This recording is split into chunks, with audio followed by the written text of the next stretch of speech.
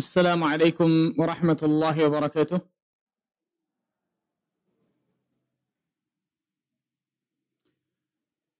إن الحمد لله نحمده ونستعينه ونستغفره ونتوب إليه ونعوذ بالله من شرور أنفسنا ومن سيئات أعمالنا. من يهده الله فلا مضل له ومن يضلل فلا هادي له.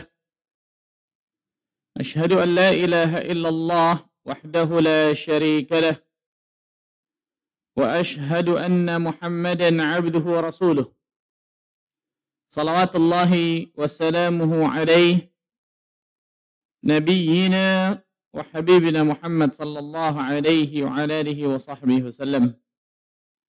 قال الله تعالى في كتابه الكريم: يا أيها الذين آمنوا اتقوا الله حق تقاته ولا تموتن إلا وأنتم مسلمون. أما بعد. Ikhwani akhwati fiddin, rahimani wa rahimakumullah.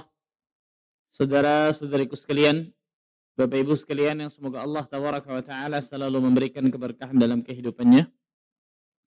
Alhamdulillah, kita bersyukur kepada Allah tabaraka wa ta'ala atas segala limpahan karunia dan nikmat yang Allah berikan kepada kita semua, sehingga pada kesempatan yang berbahagia ini Allah tabaraka wa ta'ala masih terus melimpahkan berbagai macam nikmat dan karunia-Nya kepada diri kita semua, sehingga kita dapat duduk hadir di tempat terbaik di atas muka bumi ini, yaitu fi baitin min buyutillah, di salah satu rumah dari rumah-rumah Allah tabaraka wa ta'ala ini.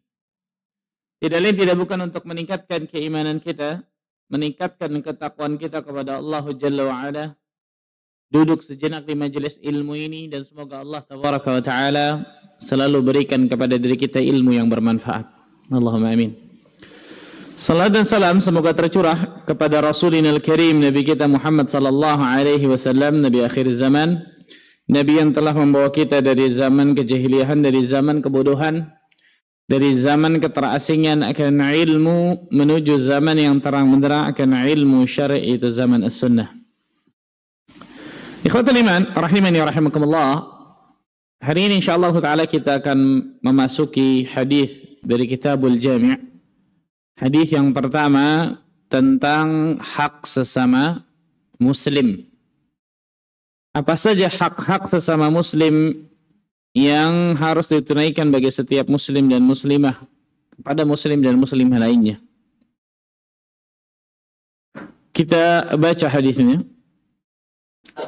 An Abi Hurairah radhiyallahu anhu, dari Abu Hurairah semoga Allah meridainya.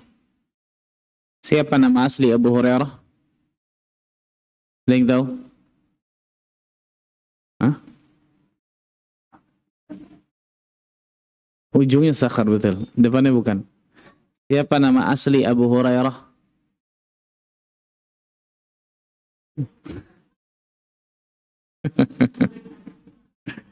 Itu namanya murid teladan, masyaallah. Namanya Abdurrahman bin Sakhr Ad-Dawsi, dari suku Daus, dari Yaman. Ulama khilaf tentang nama Abu Hurairah ini, ada sekitar 30 nama kalau nggak salah. Tapi pendapat yang rajih insyaallah namanya Abdurrahman. Abdurrahman bin Sakhr Ad-Dawsi, dari suku Daus, dari negeri Yaman. Abu Hurairah mendapatkan hidayah Islam dari tangan At-Tufail bin Amr, seorang kepala suku Daus, datang di musim haji, dapat hidayah dari Nabi SAW, pulang ke kaumnya mendakwahkan Islam. Tahun depannya datang lagi dengan beberapa kaumnya. Maka salah satunya yang mendapat hidayah dari tangan At-Tufail bin Amr ini Abu Hurairah, yaitu Abdurrahman bin Sakhr Ad-Dawsi. Masuk Islamnya, akhir-akhir sebenarnya masuk Islamnya, setelah perang Khaybar. Setelah perang Khaybar. Tapi Allah takdirkan Abu Hurairah menjadi sahabat yang paling terbanyak meriwayatkan hadis Nabi SAW. Kok bisa seperti itu? Yang pertama jelas takdir Allah. Allah Azza wa Jalla berikan keistimewaan bagi setiap orang dan tidak Allah berikan kepada yang lain. Dzalika fadlullahi yu'tihi man yasha. Itulah karunia yang Allah Azza wa Jalla berikan kepada orang-orang yang terpilih, orang-orang yang Allah kehendaki. Yang kedua, dari doa Nabi sallallahu alaihi wasallam. Rasul sallallahu alaihi wasallam pernah menggelar satu sorban beliau, kemudian mengatakan, siapa yang duduk di sorbanku ini, maka setelah ini dia tidak akan lupa. Abu Hurairah datang, kemudian duduk di sorban itu. Duduk di sorban tersebut. Dari doa Nabi SAW yang menjadikan Abu Hurairah setelah itu nggak lupa itu. Ini doa Nabi SAW. Yang ketiga, Abu Hurairah menjadi ahlus suffah. Apa itu ahlus suffah? Nah, apa itu ahlus suffah? Hah? Ya, orang-orang yang tinggal di samping Masjid Nabawi, nempel dengan Masjid Nabawi. Ada beberapa orang, salah satunya Abu Hurairah, yang memang tugasnya untuk belajar kepada Nabi Sallallahu Alaihi Wasallam. Jadi Rasul Sallallahu Alaihi Wasallam keluar hari ini pakai baju apa, makanannya apa, itu Abu Hurairah tahu tuh. Ahlus Suffah itu tahu, karena nempel rumahnya dengan, bukan rumahnya, satu tempat atau satu kamar yang nempel dengan Masjid Nabawi yang disediakan oleh para sahabat untuk ahlus suffah tersebut. Orang yang miskin ditanggung oleh para sahabat kehidupannya, tapi khusus belajar kepada Nabi Sallallahu Alaihi Wasallam. Abu Hurairah masuk di situ tuh.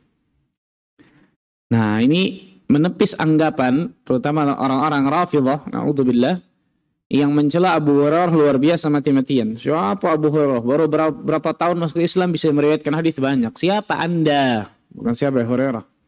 Siapa diri Anda mencela Abu Hurairah radhiyallahu anhu? Tidak lain tidak bukan dari doa Nabi sallallahu alaihi wasallam, Allah berikan keutamaan bagi Abu Hurairah yang sangat luar biasa, dan beliau adalah ahlus suffah luar biasa. Ahlus suffah. Sahabat yang paling banyak meriwayatkan hadis Nabi sallallahu alaihi wasallam. Siapa namanya?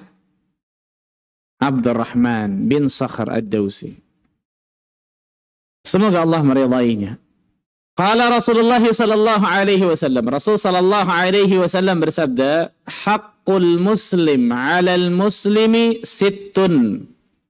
Hak seorang muslim kepada muslim yang lainnya ada 6.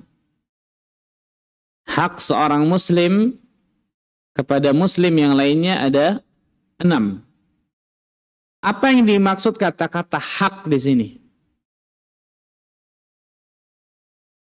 Para ulama menyebutkan yang dimaksud dengan kata-kata hak adalah ada beberapa penafsiran, saya sebutkan 2 penafsiran. Yang pertama, hak muslim maksudnya adalah perintah yang dituntut untuk dikerjakan. Perintah yang dituntut untuk dikerjakan, koma tahu ya koma ya, benar-benar ditekankan,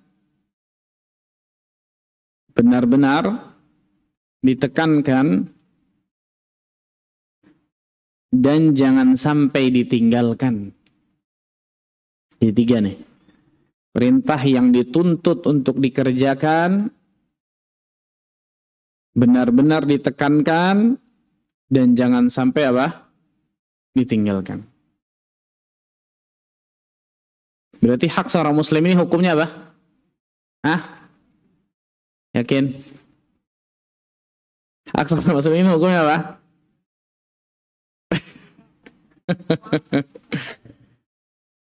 Nah, hak ini mencakup ada yang hukumnya fardu ain, ada yang hukumnya fardu kifayah, dan ada yang hukumnya sunnah.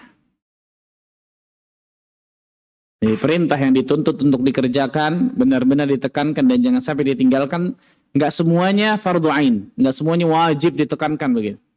Tapi ada yang hukumnya fardu ain, wajib ain, ada yang hukumnya fardu kifayah, dan ada yang hukumnya sunnah.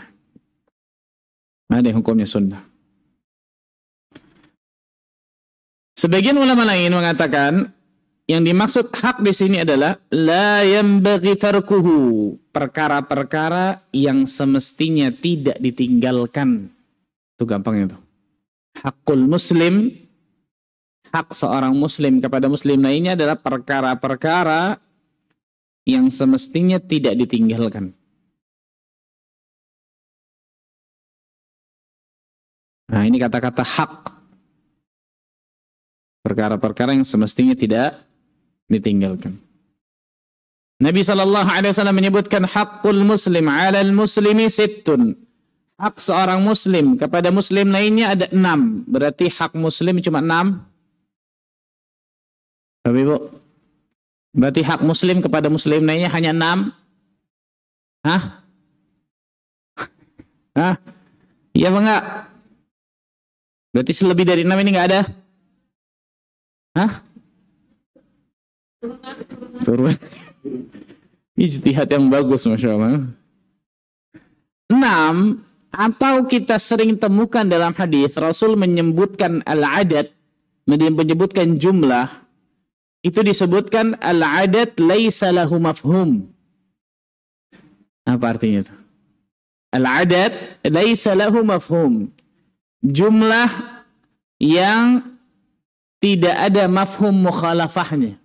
Apa maksudnya itu, Ustaz? Ketika Rasul menyebutkan hak muslim kepada muslim lainnya 6, berarti harusnya sebaliknya selain 6 ini nggak ada dong. Betul ya?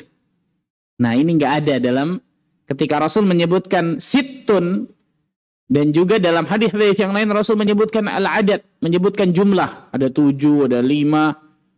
Apapun itu, misal hadis apapun, itu terkenal namanya al-adad laisa lahu mafhum. Jumlah yang tidak ada mafhum mukhalafahnya. Jadi maksudnya apa? Jumlah yang tidak ada sebaliknya.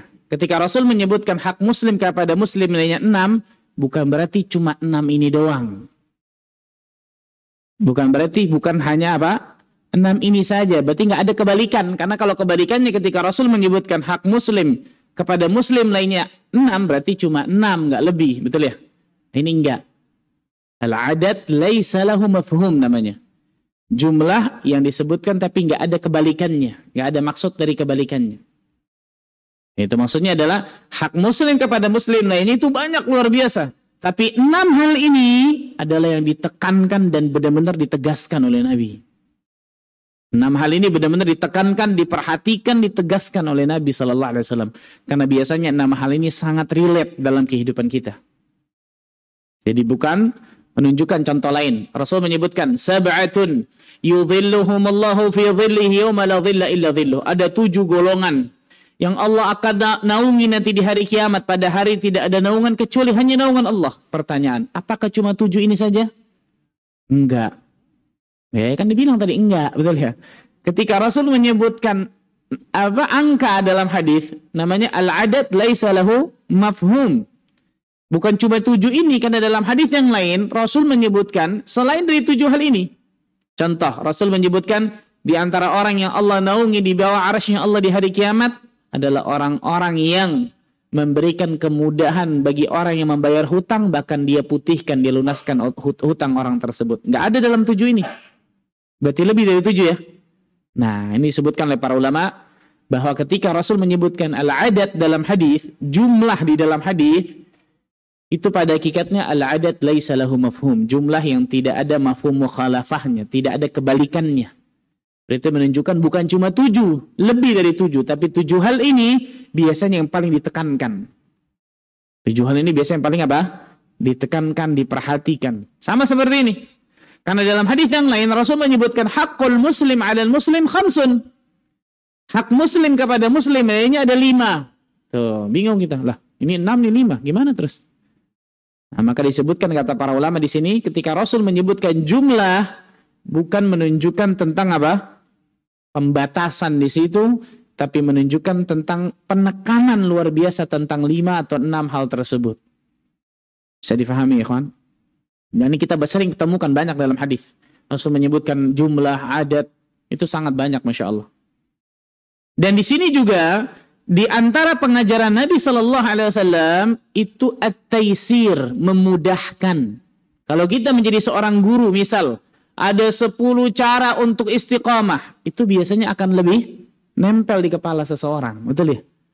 Nah, Rasul Shallallahu Alaihi Wasallam itu guru terbaik Ketika Rasul menyebutkan 6 hal ini, maka biasanya 6 hal ini sangat mudah untuk difahami oleh para sahabat. Ini untuk taisir, taisir kata para ulama juga. Ini untuk memudahkan seseorang untuk bisa memahami apa yang disampaikan. Ini hebatnya Nabi SAW, luar biasa. Jadi kalau antum sekarang belajar public speaking, nggak ada apa-apanya sama Nabi SAW. Saya pernah datang di pengajaran public speaking, para ustadz, masya Allah, belajar. Orang yang nyampaikan nyebutin perkataan orang barat dan seterusnya. Selesai dari kajian tersebut, daurah public speaking tersebut, kita datang ke orang tersebut sudah kenal sunnah. Akhi, tadi yang antum sebutkan ada dalam hadis ini nih. Yang antum sebutkan ada dalam hadis ini nih. Yang antum sebutkan adalah ini. Jadi subhanallah, apa yang dipraktekkan atau apa yang diteorikan sama dia, itu dalam hadis semuanya relate. Semuanya ada. Itu menunjukkan bagaimana Nabi SAW mengajarkan para sahabat luar biasa ilmunya itu. Luar biasa. Salah satunya ilmu dalam menyampaikan. Ilmu dalam menyampaikan agar orang lebih mudah memahami dari ilmu tersebut. Agar orang lebih faham ketika disampaikan tersebut. Itu istimewa, Masya Allah. Salah satunya ini. Ketika Rasul menyebutkan 6, 5, 7, itu litaisir, untuk memudahkan orang untuk bisa memahami. Pasti akan lebih mudah, ikhwan. Ketika kita disebutkan adat, betul ya? Disebutkan tentang jumlah, sama nggak disebutkan ngawang gitu. Nah, ini disebutkan. Jadi saya ulang, ketika Rasul menyebutkan 6 di sini, ini bukan pembatasan, tapi lebih menekankan, penekanan. La yambaghi tarkuhu. Sesuatu yang atau perkara-perkara yang semestinya tidak ditinggalkan. Tidak ditinggalkan. Qila man hunna ya Rasulullah? Apa 6 hal tersebut wahai Rasul sallallahu alaihi wasallam? Kita akan sebutkan, nanti kita akan belajar satu-satu. Yang pertama, idza laqitahu fasallim alaihi. Kita baca dulu. Apabila kalian bertemu dengannya, maka ucapkan salam kepadanya. Yang pertama. Nanti kita akan bahas. Yang kedua, wa idza da'aka fa'ajibhu. Jika ia mengundangmu, maka penuhi undangannya. Jika dia mengundang, penuhi undangannya. Yang ketiga, wa idza stansahaka fansahhu. Jika ia meminta nasihat kepadamu, maka berikan nasihat. Jika ia meminta nasihat kepadamu, maka berikan nasihat. Yang keempat, wa idza atasa fahamidallah fashammithu. Jika ia bersin kemudian mengucapkan alhamdulillah, memuji Allah azza wa jalla, fashammithu, maka doakan ia. Doakan dengan doa apa? Apa doanya? Yarhamukallah. Maka doakan ia dengan mengucapkan yarhamukallah. Kalau perempuan, yarhamukillah.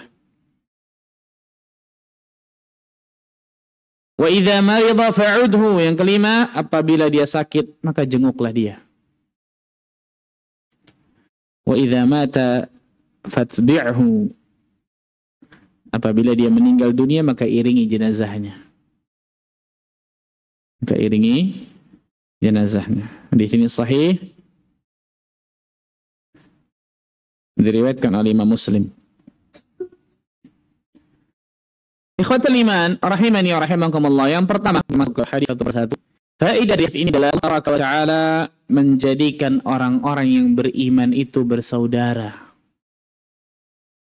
Allah Tabaraka wa Ta'ala menjadikan orang-orang yang beriman itu bersaudara di dalam agama. Jadi siapapun dirinya, dimanapun dia berada, di belahan penjuru manapun, ketika dia mengucapkan asyhadu an la ilaha illallah wa asyhadu anna Muhammadar Rasulullah, ini saudara saya, saudara seiman. Ini faedah pertama dari hadis ini, ikhwan. Sesungguhnya Allah Azza wa Jalla menjadikan orang-orang itu beriman, menjadikan orang-orang yang beriman itu bersaudara dalam agama. Allah Azza wa Jalla berfirman dalam surat Al-Hujurat ayat ke-10. Ma'ruf insyaallah ayat ini.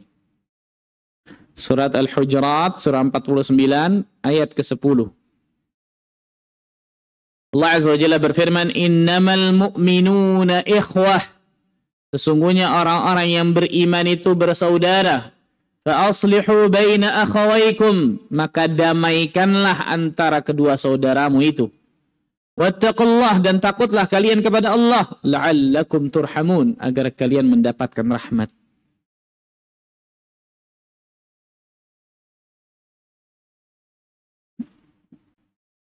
Jadi kaum mukminin itu diikat dengan satu ikatan yang sangat luar biasa kuatnya. Itu persaudaraan di atas iman. Persaudaraan di atas agama yang benar. Dan kedudukannya luar biasa agung dalam Islam, ya kawan. Kedudukannya luar biasa agung dalam Islam. Nabi SAW bersabda, "Mathalul mu'minina fi tawaddihim wa tarahumihim wa ta'atufihim kamathalil jasadil wahid." Perumpamaan kaum mukminin satu dengan yang lainnya dalam hal saling cinta mencintai, sayang menyayangi, berlemah lembut seperti satu tubuh. Bayangkan, seperti satu tubuh. Idza ishtaka minhu 'udwun tada'a lahu sa'irul jasadi bisahri wal humma. Apabila salah satu anggota tubuh sakit, maka yang lain pun akan merasakan demam dan tidak bisa tidur. Allahu Akbar. Bapak Ibu sakit gigi, mau datang ke kajian ini, di mana? Giginya taruh dulu di rumah, baru kemudian jalan. Gigi palsu, nggak mungkin sakit itu, betul ya? Bapak Ibu sakit cantengan. Nggak bagus banget tuh sakit itu. Tapi sakitnya luar biasa itu, betul kalau itu. Nggak mungkin. Seseorang sakit cuma apa? Satu kukunya mungkin. Satu jarinya di kakinya mungkin. Tapi sakitnya sampai ke kepala mungkin, subhanallah. Sampai nggak bisa tidur. Rasul sallallahu alaihi wasallam memperumpamakan muslim dengan muslim lainnya dalam saling kasih mengasihi, sayang menyayangi, cinta mencintai seperti satu tubuh tuh. Seperti satu tubuh. Maka ketika kita melihat saudara kita dalam keadaan susah, hati kita biasa saja, ada pertanyaan besar pada iman kita tuh. Pertanyaan besar bagi iman kita. Satu tubuh. Pasti berkaitan satu dengan lain. Pasti berhubungan satu dengan yang lain, subhanallah. Dalam hadis yang lain Rasul menyebutkan innal mu'min lil mu'min kal bunyan yashuddu ba'dhum ba'dha. Sesungguhnya seorang mukmin dengan mukmin lainnya seperti satu bangunan yang kokoh. Satu bangunan. Masjid ini, bangunan, apapun itu, rumah ini. Saling menguatkan satu dengan yang lainnya. Allahu Akbar. Masjid ini tidak mungkin terbangun ketika salah satu dari elemen dari bangunan ini ada yang egois. Ini terbangun dari apa? Batu bata, betul ya? Semen, pasir, kerikil, air. Ada satu saja yang egois. Batu bata mengatakan saya lebih berjasa dari pembangunan ini. Kira-kira akan terbangun nggak? Nggak mungkin. Karena semua ini Pak, ya syuddu ba'dhum ba'dha, kata Nabi. Saling menguatkan satu dengan yang lain. Atau pasir dan semen mengatakan saya lebih jasa, kalian nggak mungkin bisa terbangun dengan saya. Sama, yang lain juga begitu. Maka seorang muslim sama seperti itu. Dengan muslim ini harusnya mutakammilan, saling menguatkan satu dengan lain, saling mengisi satu dengan yang lain, saling menyempurnakan satu dengan yang lain. Karena Allah Azza wa Jalla menciptakan manusia, nggak mungkin semuanya sempurna dari A sampai Z. Nah, kekurangan itu kaum muslimin lah yang menambal satu dengan yang lainnya. Bukan saling bercerai-berai satu dengan yang lain. Allah tabaraka wa ta'ala berfirman di dalam surat Ali Imran ayat ke-103. Surat Ali Imran ayat ke-103. Wa'tasimu bihablillahi jami'an wa la tafarraqu. Dan berpegang teguhlah kalian kepada tali agama Allah dan janganlah kalian bercerai-berai. Lihat, perintah dari Allah Azza wa Jalla untuk apa? Berpegang teguh kepada tali agama Allah. Apa itu tali agama Allah? Al-Quran dan juga As-Sunnah ala fahmi salaf. Al-Quran dan As-Sunnah yang difahami dengan pemahaman salafus salih terdahulu. Itu tali agama Allah. Wala tafarraqu, dan jangan kalian terpecah belah. Jangan kalian bercerai-berai. Karena Islam pada hakikatnya adalah agama yang satu, ikhwan. Agama seluruh nabi dan rasul. Yang diturunkan oleh Allah Azza wa Jalla kepada umat manusia, yang pasti akan memberikan kebahagiaan bagi umat manusia ketika umat manusia tersebut menjalankan Islam itu dengan benar. Allah tabaraka wa ta'ala berfirman di dalam surat Al-Anbiya ayat 92. Surah 21 Al-Anbiya ayat 92. Surah 21 ayat 92. Inna hadhihi ummatukum ummatan wahidah wa ana rabbukum fa'budun. Sesungguhnya agama ini, itu agama tauhid, adalah agama kalian semua. Agama yang satu. Dan aku, kata Allah, adalah Rabb kalian, maka sembahlah aku. Jadi agama tauhid ini, agama kita semua, itu agama yang satu. Seluruh nabi dan rasul, agamanya ini, tauhid. Islam pada hakikatnya. Maka aku adalah Rabb kalian, maka sembahlah aku, kata Allah Azza wa Jalla. Ya, dalam ayat ini Allah Azza wa Jalla menyebutkan bahwa Islam itu agama yang satu. Rasul juga menyebutkan wa kunu ibadallahi ikhwana. Jadilah kalian hamba-hamba Allah yang bersaudara. Jadilah kalian hamba-hamba Allah yang bersaudara. Nah, salah satu hal yang mendasar untuk menimbulkan saling cinta kepada seorang muslim kepada yang muslim lainnya, saling sayang menyayangi, adalah menunaikan kewajiban dirinya kepada muslim lainnya. Itu ini, hadis ini disebutkan nih, haqqul muslim 'alal muslim. Hak seorang muslim kepada muslim yang lainnya. Ini perkara-perkara yang jangan sampai kita tinggalkan, perkara yang sangat ditekankan luar biasa yang kita kerjakan untuk bisa mengeratkan ukhuwah satu dengan yang lain bagi seorang muslim. Yang pertama, idza laqitahu fasallim alaih. Apabila engkau bertemu maka ucapkan salam. Allahu akbar. Allahu akbar. Maka ucapkan salam ketika kalian bertemu. Nabi SAW bersabda dalam sebuah hadis yang sahih yang diriwayatkan Imam Muslim, la tadkhuluna al-jannah hatta tu'minu. Kalian tidak akan masuk surga hingga kalian beriman. Wala tu'minu hatta tahabbu. Dan kalian tidak akan beriman sampai kalian saling mencintai. Awala adullukum ala syai'in idza fa'altumuhu tahabbtum. Maukah aku tunjukkan kepada kalian satu perkara yang kalau kalian lakukan satu perkara ini, kalian akan saling mencintai satu dengan yang lain. Apa itu? Afshus salama bainakum. Sebarkan salam di antara kalian. Allahu akbar. Sebarkan salam di antara kalian. Bayangkan, kalian tidak akan masuk surga sampai kalian beriman.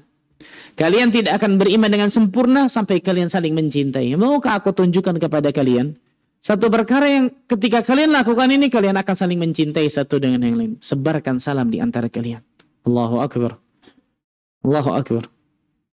Luar biasa, Masya Allah. Abdullah bin Amr bin As radhiyallahu anhu mengatakan, beliau mengisahkan, suatu hari ada seseorang bertanya kepada Nabi SAW tentang amalan terbaik dalam Islam. Amalan terbaik dalam Islam. Maka Rasul SAW menjawab, tut'imut ta'am, berikan makan.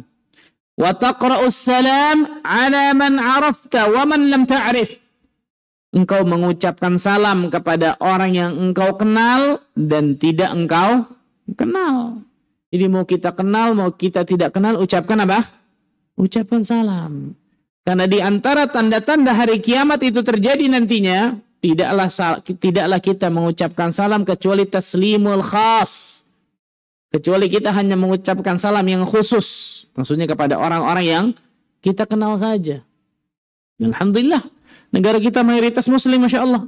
Ketika kita mengucapkan salam, misal ternyata salah, kalas, nggak ada masalah.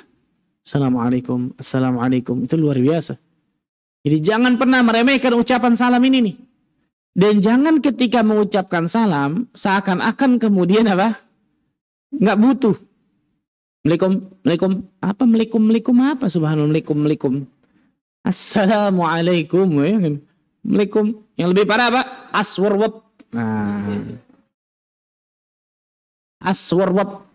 Apa ini aswarwab ini? Apa ini? Subhanallahil. Ini doa, jangan disingkat-singkat. Yang lebih baik itu, yang lebih afdal, jangan disingkat-singkat. Assalamualaikum itu pahala. Aswarwab nggak ada pahalanya, aswarwab tuh. Aswarwab apa? Jawabannya waswarwab. Nah, Jawabannya itu ntar, subhanallah. Ini sayang, subhanallah. Itu pahala luar biasa tuh. Pahala yang sangat luar biasa, Masya Allah. Di majelis Nabi SAW ada orang datang, kemudian mengucapkan Assalamualaikum. Seorang laki-laki tersebut datang mengucapkan Assalamualaikum. Maka dijawab oleh Nabi SAW. Kemudian Rasul mengatakan Ashrun, 10. Itu 10 kebaikan. Kata-kata Assalamualaikum. Al akhar. Kemudian datang yang lain mengucapkan Assalamualaikum warahmatullah. Assalamualaikum warahmatullah. 2 berarti. Assalamualaikum warahmatullah. Dijawab oleh Nabi SAW dan juga yang duduk. Rasul menyebutkan Ishrun, 20. Al akhar. Datang orang yang ketiga mengucapkan Assalamualaikum warahmatullah wabarakatuh. Dijawab oleh Nabi kepada jamaah. Rasul menyebutkan 30. Yang tadi apa? 10 kebaikan. Yang kedua 20 kebaikan. Yang ketiga apa? 30 kebaikan. Allahu Akbar. Kalau aswar nggak ada tuh, hatta 1 nggak dapat, subhanallah. Jangankan 10, 1 nggak ada tuh, subhanallah. Ini 10, 20, 30 luar biasa. Maka jangan kemudian disingkat. Tahu aswar ASSWRWB kan gitu ya. Aswar. Allahumma musta'an. Seorang mantan pendeta Yahudi, Abdullah bin Salam, masuk ke dalam Islam, kemudian menjadi sahabat Nabi yang sangat mulia, luar biasa, menuturkan, "Lamma qadima an-nabiy sallallahu alaihi wasallam al-Madinah, ji'tu wa lamma tabayyantu wajhahu, 'araftu anna wajhahu laysa biwajhin kadzdzab." Ajib. Setibanya Nabi sallallahu alaihi wasallam di kota Madinah, maka aku datang untuk melihat Nabi sallallahu alaihi wasallam. Mana yang namanya Nabi? Mana yang namanya Muhammad ini? Maka tatkala aku memperhatikan wajah beliau, maka demi Allah aku mengatakan, demi Allah wajah ini bukan wajah pendusta ini. Ajib, luar biasa ya. Wajah ini bukan wajah pendusta, ini pancaran keimanan nih. Kata Ibnu Abbas radhiyallahu anhuma, keimanan itu salah satunya bayadan fil wajhi, akan menampakkan cahaya putih pada wajah seseorang. Bukan kulitnya warna putih, enggak. Tapi cahaya iman ada pada wajah seseorang. Salah satunya ini. Abdullah bin Salam, mantan pendeta Yahudi luar biasa. Salah satu masuk ke dalam Islam, salah satu sebabnya karena ini nih. Yang pertama melihat wajah Nabi, wallahi ini bukan wajah pendusta ini, kata Abdullah bin Salam. Yang kedua, perkataan yang paling pertama keluar dari lisan Nabi SAW, kata Abdullah bin Salam apa? Ayyuhan nas, afshus salama bainakum. Wahai sekalian manusia, sebarkan salam di antara kalian semua. Wa at'imut ta'am, berikan makanan kepada manusia. Wasillul arham, sambung tali silaturahim di antara kerabat kalian. Wasallu bil laili wan nasu niyam, salat di malam hari ketika manusia dalam keadaan tertidur. Tadkhulul jannata bisalam, kalian akan masuk surga dalam keadaan selamat. Sudah yang pertama, good looking. Tahu good looking ya? Orang zaman sekarang kan itu ya. Melihat wajahnya langsung, Masya Allah, luar biasa. Yang kedua, ucapannya luar biasa. Wahai sekalian manusia, ucapkan salam, sebarkan salam di antara kalian, berikan makanan kepada manusia, sambung tali silaturahim kepada kerabat kalian. Salat di malam hari ketika manusia dalam keadaan tidur, kalian akan masuk surga dalam keadaan keselamatan. Ini menjadikan Abdullah bin Salam tambah tertarik untuk masuk ke dalam Islam. Coba lihat diri kita masing-masing ya kawan. Kalau orang lihat wajah kita, kira-kira apa pandangan orang?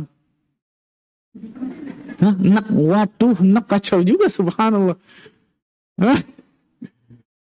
Ya dia lagi, kena semprot lagi kayaknya nih, subhanallah. Betul ya, kena semprot lagi kayaknya nih, subhanallah. Jangan jadi apa? Jangan menjadikan orang lari, kawan, karena ngelihat muka kita. Ya dia lagi nih, minjem uang kayak minjem fulus nih, ya Allah. La ilaha illallah Muhammad Rasulullah. Ini salam. Jangan pernah anggap remeh ini perkataan salam ini. Banyak orang yang menganggap remeh tentang masalah tersebut. Assalamualaikum. Apa artinya? Semoga gampangnya mudahnya keselamatan atas kalian. Warahmatullah. Rahmat atas kalian. Wabarakatuh. Keberkahan atas kalian. 3, bayangkan. Mendoakan keselamatan, rahmat, dan keberkahan. Coba bayangkan. Kalau 3 doa ini kita keluarkan dari lubuk hati kita yang paling dalam. Kita ucapkan salam saudara kita. Ikhlas. dan saudara kita juga menjawab dengan ikhlas, keluar dari hatinya, dikabulkan oleh Allah doa tersebut, bahagia hidup kita dunia akhirat. Betul ya? Maka jangan anggap sepele tentang masalah salam ini, kata para ulama. Jangan anggap sepele. Abdullah bin Umar radhiyallahu anhu disebutkan oleh At-Tufail bin Ubay bin Ka'ab, anak dari Ubay bin Ka'ab, namanya At-Tufail. Abdullah bin Umar satu hari ke pasar oleh At-Tufail bin Ubay bin Ka'ab. Apa kata At-Tufail? Beliau tidak putus-putusnya menebarkan salam kepada siapa saja yang berpapasan dengan dirinya. Baik itu kaya atau miskin, pedagang besar, pedagang kecil, kesemuanya beliau memberikan salam. Abdullah bin Umar datang ke pasar lalu lincahkan salam. Suatu ketika Abdullah bin Umar ajak At-Tufail bin Amr lagi. Ayo At-Tufail, kita datang ke pasar lagi. Kata At-Tufail, wahai Abdullah bin Umar radhiyallahu anhu, engkau mau apa? Engkau nggak ada hajat ke pasar. Jadi maksudnya ternyata Abdullah bin Umar ke pasar itu nggak ada hajat mau beli sesuatu. Beda sama kita, betul ya? Kalau ke pasar beli apa? Beli bayam, beli tomat, betul ya? Beli baju, beli apapun itu. Abdullah bin Umar ternyata datang ke pasar tidak mau apa? Tidak mau beli sesuatu. Apa yang kau lakukan? Ternyata ini subhanallah. Kita dianjurkan, diperintahkan oleh Nabi SAW untuk menebarkan salam kepada siapapun. Lihat, ini orang cerdas nih. Dia tahu di mana ada pahala Allah yang bisa dia kejar itu. Ucapan Assalamualaikum itu pahala semua itu. 10 kebaikan. Assalamualaikum warahmatullahi 20 kebaikan. Assalamualaikum warahmatullahi wabarakatuh 30 kebaikan. Kalau diberikan kepada satu orang luar biasa. Diberikan 10 orang, 100 orang. Tidak henti-hentinya kata At-Tufail bin Amr, Abdullah bin Umar khusus datang ke pasar, nggak mau belanja, tapi hanya ucapkan salam kepada manusia. Dia pilih pasar karena ramai, betul ya. Assalamualaikum, yang jawab bisa banyak. Lewat Assalamualaikum, lewat Assalamualaikum. Bayangkan. Mulai sekarang nih jalan nanti apa? Tahu itu benar, tahu benar ini. Waalaikumsalam. Ini perhatikan nih, ini sunnah yang hilang nih, betul ya? Sunnah mahjurah ini. Sunnah yang ditinggalkan, subhanallah. Abdul Umar bayangkan datang khusus ke pasar mengucapin salam doang. Nah besok-besok bapak ibu-ibu ini datang ke mall, betul ya? Assalamualaikum, waalaikum. Pahala semua itu, betul ya?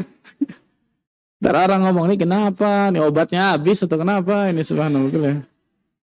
Enggak, obatnya enggak habis, obatnya ada, Masya Allah. Tapi saya ingin dapatkan pahala dari salam saya kepada orang lain. Ini perhatikan subhanallah, hal-hal yang mungkin kita lihat sesuatu yang remeh, tapi luar biasa besar pahalanya, Masya Allah. Allahu Akbar. Dalam hadis yang lain, yang diriwayatkan Imam Al-Bukhari dalam Al-Adabul Mufrad, disahihkan oleh Syekh Al-Albani dalam kitabnya Silsilah Ahadits As-Sahihah. Rasulullah SAW bersabda, "U'budur Rahman," sembahlah Allah Azza wa Jalla Ar-Rahman. "Wa at'imut ta'am," berikan makanan kepada yang membutuhkan. "Wa afshus salam," sebarkan salam di antara kalian. "Tadkhulul jannata bisalam," maka engkau akan masuk surga dengan selamat. Allahu Akbar. Allahu Akbar. Ini luar biasa nih. Berapa banyak pahala yang akan kita dapatkan ketika kita mengucapkan salam. Ya, betul, 30 pahala. Waalaikumsalam warahmatullahi wabarakatuh. Walaupun kata para ulama, nah ini yang saya katakan tadi, hak muslim kepada muslim lainnya, ada yang hukumnya fardu ain, ada yang hukumnya fardu kifayah, ada yang hukumnya apa? Sunnah. Mengucapkan salam kepada orang lain, apa hukumnya? Sunnah, betul ya? Nggak wajib. Tapi menjawabnya dari pendapat yang lebih wajib apa? Wajib. Menjawabnya ketika orang mengucapkan salam kepada kita, menjawabnya adalah wajib. Sedangkan kita mengucapkan salam kepada orang lain hukumnya sunnah. Ini salah satu hak muslim kepada muslim lainnya, hukumnya sunnah. Tapi bukan berarti kemudian tadi la yambaghi tarkuhu, jangan ditinggalkan. Sudah semestinya jangan ditinggalkan. Ini jauh lebih baik daripada selamat pagi, selamat sore, sepada atau sepada. Sepatu ada. Dan ketika seseorang mengucapkan salam, seseorang akan mendapatkan berbagai macam kebaikan luar biasa. Seseorang akan mendapatkan kebaikan luar biasa banyaknya. Gak mungkin kita sebutkan satu persatu keutamaan dari salam ini. Luar biasa banyaknya, Masya Allah. Luar biasa banyaknya. Nah, bagaimana kalau seseorang mengucapkan salam, nanti khusus masalah salam ini ada di hadis selanjutnya insyaallah di Kitabul Jami ini ada tentang masalah adab-adab. Orang yang berkendara kepada orang yang duduk, orang yang tua, orang yang muda kepada orang yang tua dan seterusnya. Itu khusus masalah tersebut nanti kita akan sebutkan. Kita akan bahas tersendiri di kitab ini karena ada hadis khusus masalah tersebut di Kitabul Jami. Ada kulihat intinya ketika seseorang mengucapkan salam maka kita balas dengan ucapan salam tersebut. Bisa wa'alaikumussalam atau alaikumussalam. Banyak orang bingung ketika alaikumussalam kok nggak pakai wa Pak Ustaz, sama aja. Wa'alaikumussalam atau alaikumussalam pada hakikatnya apa? Pada hakikatnya sama. Ini adab yang pertama atau hak yang pertama yang bisa kita lakukan. Yang kedua, wa idza da'aka fa'ajibhu. Jika dia mengundangmu maka penuhi undangannya. Jika muslim tersebut mengundang kita, maka penuhi undangannya. Berarti memenuhi undangan hukumnya apa? Wajib aja, sabar, tadi lu sabar, wajib. Memenuhi undangan hukumnya apa? Nah, tergantung undangannya, betul. Kalau undangannya suruh joget-joget, wajib dipenuhi. Kan nggak mungkin, subhanallah. Suruh nyanyi, itu penuhin, subhanallah. Mayoritas ulama mengatakan undangan yang wajib dipenuhi adalah undangan walimah pernikahan. Mayoritas ulama, jumhur ulama mengatakan undangan yang wajib dipenuhi, hukumnya wajib loh ini, adalah undangan walimah pernikahan, walimatul urs. Jadi kalau orang nikah ngundang kita, hukum asalnya itu wajib kita penuhi undangannya. Hukum asal ya. Hukum asalnya wajib kita penuhi. Adapun undangan-undangan yang lain hukumnya mustahab. Hukumnya sunnah, mustahab. Undangan-undangan yang lain hukumnya sunnah, tidak sampai derajat wajib. Orang pindah rumah baru. Undang kita misal, betul ya? Apa kalau bahasa kita sekarang? Tasyakuran, betul ya? Makan-makan di rumah. Wajib nggak itu? Sunnah hukumnya pada hakikatnya. Mayoritas ulama mengatakan sunnah. Walaupun sebagian ulama Syafi'iyah dan sebagian ulama Zahiriyah menyebutkan tetap wajib. Tapi pendapat yang lebih rajih sunnah. Kecuali kata para ulama, kalau orang tersebut mengundang kita dan kita tidak datang menjadikan hatinya sakit. Nah ini jangan. Ini bisa sampai naik derajatnya menjadi wajib kata para ulama. Sebagian ulama mengatakan seperti itu. Tapi hukum asalnya selain dari undangan walimah pernikahan, hukumnya adalah sunnah atau mustahab. Sedangkan undangan walimah pernikahan hukumnya wajib kita datangi. Wajib kita datangi. Dari hadis Nabi SAW bersabda, "Idza du'iya ahadukum ilal walimah falyatiha." Apabila kalian diundang untuk menghadiri walimah pernikahan, falyatiha, maka hendaklah ia mendatanginya. Fil amr di situ. Falyatiha. Kalimat perintah berarti menunjukkan apa? Kewajiban. Dalam riwayat lain disebutkan, syarrut ta'amul walimah. Seburuk-buruknya makanan jamuan adalah makanan jamuan walimah. Cara pernikahan. Kenapa? Yumna'uha man ya'tiha wa yud'a ilaiha man ya'baha.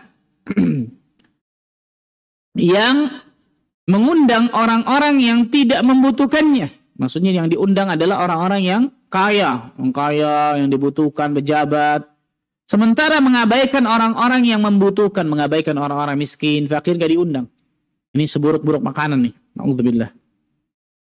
Wa man lam yujib ad-da'wah faqad 'asallahu wa rasulah. Barang siapa yang tidak memenuhi undangan walimah, maka dia telah bermaksiat kepada Allah dan Rasulnya. Ini menunjukkan berarti undangan walimah hukum asalnya adalah apa? Hukum asalnya wajib. Hukum asal, perhatikan nih. Nah, para ulama berdasarkan dalil-dalil yang banyak mengumpulkan sebuah walimah itu kita wajib menghadirinya, itu ada syarat-syaratnya tertentu. Syarat-syaratnya tertentu. Yang pertama, sebuah walimah wajib kita datangi, sebuah walimah wajib kita datangi, ada syarat-syarat tertentu yang harus terpenuhi. Yang pertama, yang mengundang adalah seorang muslim. Yang mengundang adalah seorang muslim. Berarti pada hakikatnya apabila yang mengundang adalah orang kafir, tidak sampai derajat apa? Wajib. Ini yang pertama, yang mengundang adalah seorang muslim. Yang kedua, undangan tersebut bersifat khusus. Undangan tersebut bersifat khusus. Ya, ini khusus untuk kita mungkin. Baik itu secara lisan atau mungkin undangan kartu mungkin, betul ya. Sekarang undangan WA, subhanallah, betul ya. WA, media elektronik mungkin, atau melalui perantara, misal kasih tahu ya, si Ustaz Ahmad ya, saya undang benar-benar khusus datang walimah anak saya misal. Ini berarti dari undangan apa? Khusus. Berbeda misal ini semua jamaah semua saya undang ya, itu umum. Itu undangannya apa? Umum. Kalau seperti itu sunnah untuk datang. Tidak sampai derajat apa? Wajib. Bisa dipahami? Undangannya bersifat apa? Khusus. Itu maksudnya khusus kepada diri kita atau keluarga kita dan seterusnya. Yang ketiga, undangan pada hari pertama walimah. Di walimah ada orang walimah sampai 7 hari 7 malam, 3 hari 3 malam. Ini enggak. Yang wajib itu yang pertama. Undangan pada hari pertama walimah. Kalau hari keduanya sudah tidak wajib pada hakikatnya. Yang keempat, tidak memberatkan. Tidak memberatkan. Contoh apa? Berpergian jauh. Orang undang kita, orangnya di Papua. Wajib ya datang ya? Waduh, entar dulu deh, nggak wajib, subhanallah. Ini bisa jadi memberatkan bagi orang yang diundang, betul ya? Lo jauh, sampai berpergian jauh, mengeluarkan biaya besar. Maka yang seperti ini tidak sampai derajat wajib, tapi sunnah. Tapi jika orang merasa mampu untuk menghadirinya, maka silakan untuk datang. Dia mampu untuk menghadiri, silakan datang. Tapi intinya hukumnya tidak sampai derajat apa? Wajib kalau sampai memberatkan maksudnya. Yang kelima, tidak ada kemungkaran pada acara walimah tersebut. Ini penting nih. Tidak ada kemungkaran pada acara walimah tersebut. Contohnya apa? Tidak ada musik-musik, joget-joget, ikhtilat lagi perempuan. Kalau ada, maka tidak boleh datang. Bukan sunnah nih. Jadi apa? Jadi haram untuk datang. Ini para ulama menyebutkan ini, subhanallah. Ketika ada kemungkaran di dalam acara walimah tersebut, ada musik-musik, organ tunggal, dangdut, apalagi tuh. Kemudian apa? Joget-joget lah, ikhtilat laki perempuan yang luar biasa ketatnya. Makanya seperti ini bukan jadi wajib, gugur derajat wajibnya, bahkan tidak boleh datang kata para ulama. Tidak boleh apa? Datang. Gimana Pak Ustaz? Gak enak, saudara, teman, tetangga. Siasati datang sebelum acara tersebut atau setelah acara tersebut selesai. Betul ya? Masih banyak insya Allah cara. Sebelum acara mulai, sebentar, yang penting ketemu, selesai jalan. Nggak harus makan, betul ya? Yang wajib itu datangnya, bukan makannya, berarti kan nih. Tapi belum makan, makan di tempat lain, masih makan di situ kan gitu. Atau setelah acara selesai datang kan gitu. Bisa disiasati. Atau sehari sebelumnya mungkin datang ke rumahnya dan seterusnya. Jadi banyak cara tentang masalah tersebut. Ini perhatikan nih, terkadang ketika orang mengadakan walimah seperti ini, agamanya hilang nih, subhanallah. Ya nggak seru Pak Ustaz kalau nggak ada musik-musik Pak Ustaz. Bukan seru, la ilaha illallah. Ini salah, ini perhatikan baik-baik nih. Ini salah, subhanallah. Nah, ini disebutkan oleh para ulama tentang masalah hal tersebut, beberapa persyaratan yang bisa dipenuhi agar walimah tersebut menjadi derajat apa? Wajib. Adapun ketika persyaratan ini tidak ada, maka turun derajatnya menjadi sunnah, bahkan tadi naudzubillah bisa sampai apa? Tidak boleh datang. Adapun undangan-undangan yang lain ini banyak luar biasa. Undangan sunatan, undangan pindah rumah, undangan pulang haji, pulang umroh mungkin itu ya. Hukumnya pada hakikatnya sunnah kita datangi. Sunnah kita datangi. Kecuali saya katakan tadi, sebagian ulama mengatakan kecuali ketika seseorang tersebut mengundang diri kita dan dia benar-benar berharap luar biasa. Kalau kita tidak datang menjadikan hatinya benar-benar sakit, ini jangan. Ini lebih ahsan untuk apa? Mendatangi undangan tersebut. Selama tidak ada tadi ya, tidak ada kemungkaran, tidak ada sesuatu yang memberatkan dirinya dan seterusnya.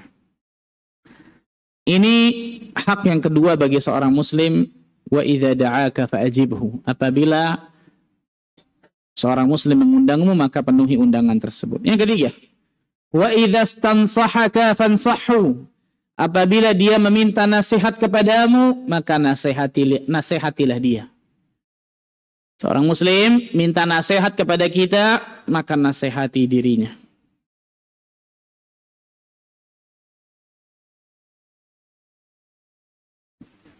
Para ulama menyebutkan hukum menasihati seorang muslim tanpa diminta sunnah hukumnya. Hukum menasihati seorang muslim tanpa diminta hukumnya apa? Sunnah. Jadi muslim tersebut tidak meminta untuk dinasehati, tapi kita nasehati dia. Ini hukumnya apa? Sunnah. Akan tetapi jika seorang muslim datang kepada kita minta nasihat, maka wajib bagi diri kita untuk menasehatinya. Wajib bagi diri kita untuk menasehatinya. Karena terkadang seorang muslim misal menghadapi satu masalah, datang kepadanya ujian, cobaan, musibah, datang kepada kita minta nasihat, maka nasihati dirinya semampu diri kita.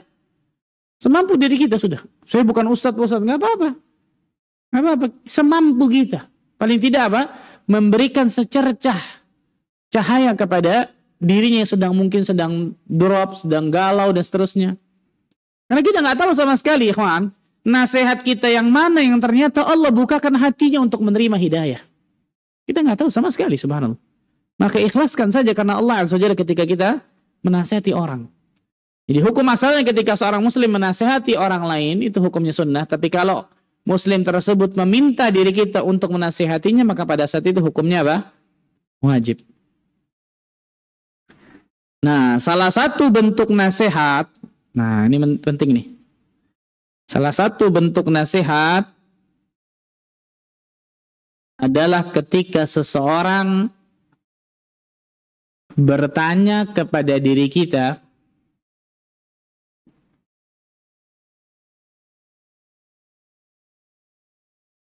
ketika seseorang bertanya kepada diri kita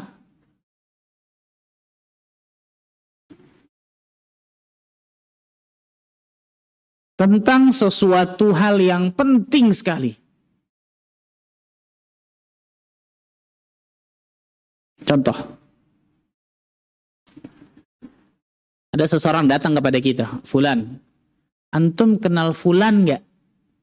Kenapa? Kenal saya. Fulan mau melamar adik saya. Adik saya perempuan. Antum kenal nggak si Fulan? Oh kenal.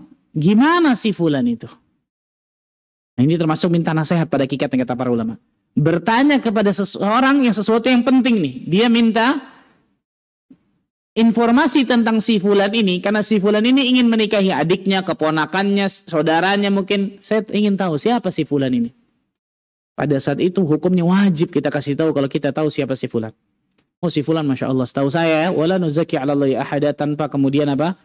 Mensucikan siapapun, tapi setahu saya dia orang yang baik, multazim ala sunnah, kajiannya rajin, sholat berjamaah, Masya Allah, setahu saya seperti itu.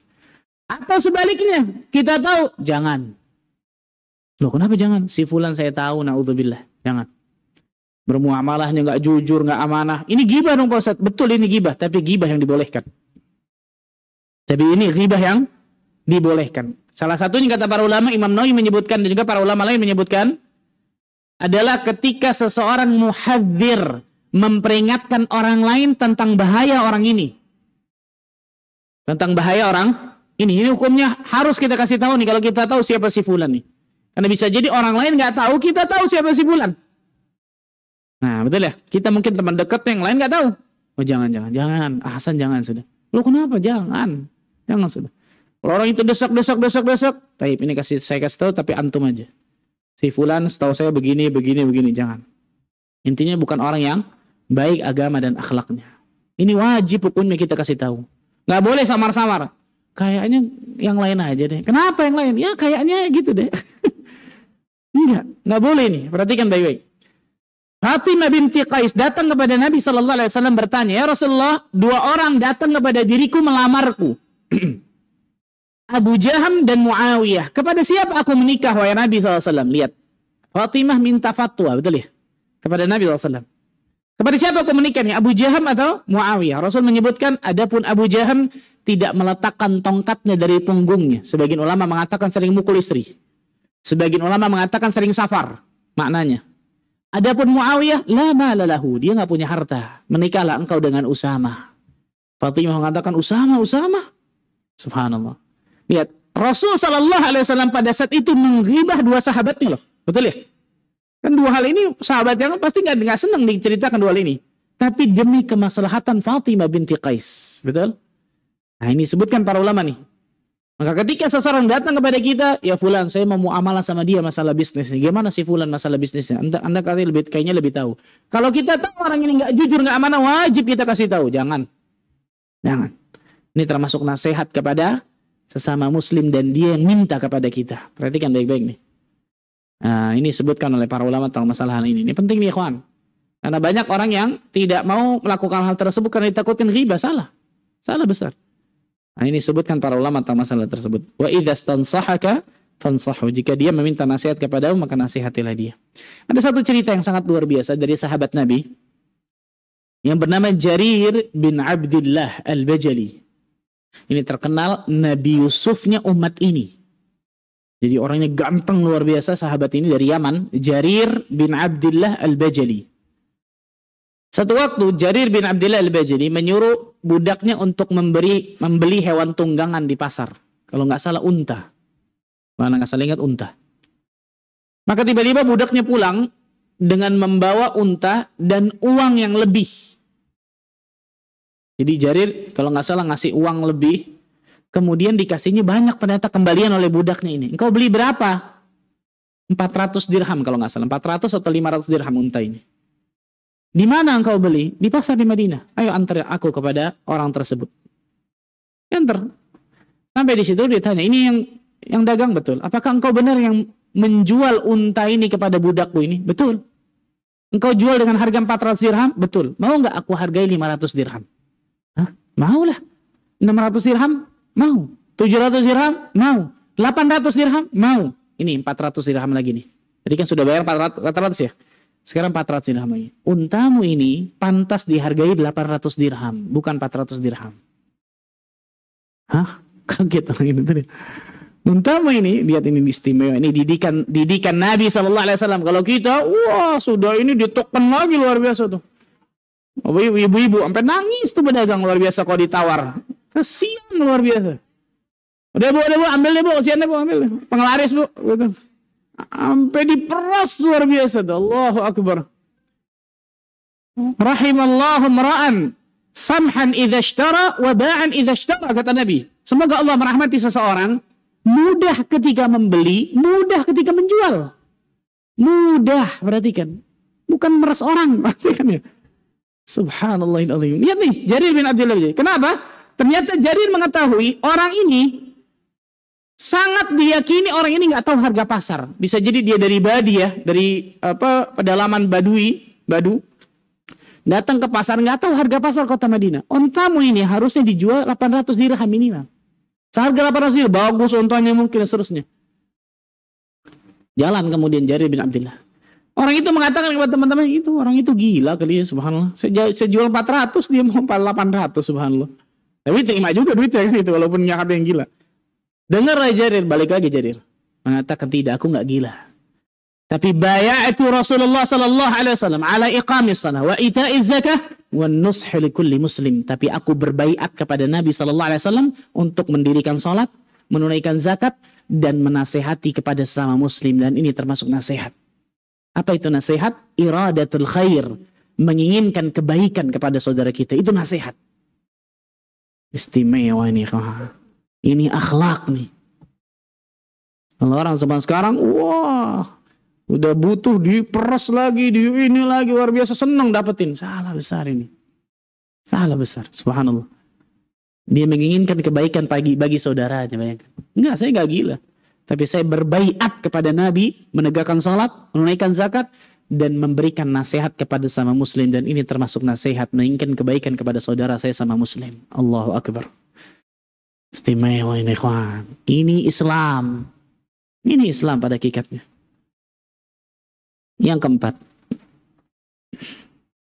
Wa idza atasa fahamidallah fashammithu. Jika dia bersin kemudian mengucapkan alhamdulillah, maka jawablah yarhamukallah atau doakanlah dirinya. Nah, pembahasan ini insyaallah taala secara detail kita akan bahas pada hadis-hadis berikutnya. Nanti dalam kitab ini ada tentang adab-adab bersin. Ada tentang adab-adab bersin dalam kitab ini ada insyaallah. Kita lengkap dulu yang kelima.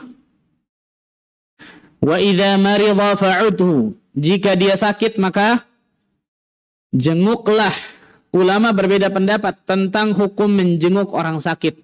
Khilaf ulama panjang lebar. Sebagian ulama di antara Imam Nawawi menyebutkan menjenguk orang sakit hukumnya sunnah. Menjenguk orang sakit hukumnya sunnah. Tapi sebagian ulama lain mengatakan menjenguk orang yang sakit sama muslim hukumnya fardu kifayah. Apa itu fardu kifayah? Nah, ketika tidak ada yang melakukannya, ketika sudah ada yang melakukannya, gugur kewajiban bagi yang lain. Tapi kalau tidak ada yang melakukannya, maka berdosa semua muslim. Kan gitu.